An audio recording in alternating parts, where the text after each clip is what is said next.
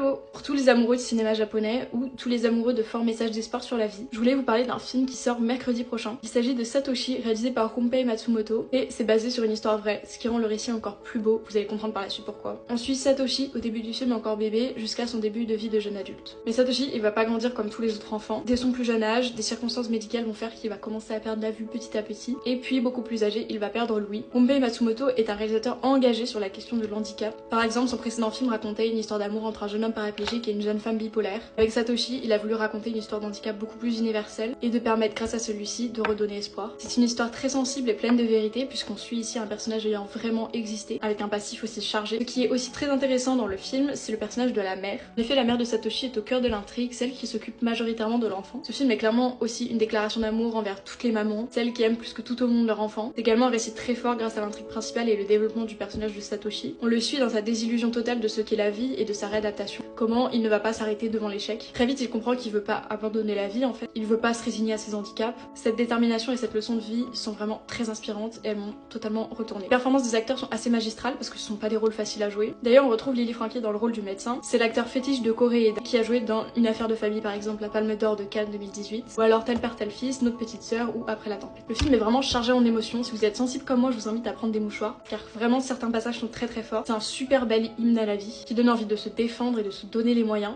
et aussi qui appuie sur le fait qu'on n'a qu'une seule vie et pas deux. Encore une fois, je vous invite vraiment à découvrir Satoshi au cinéma mercredi prochain sur le 28 février. Voilà.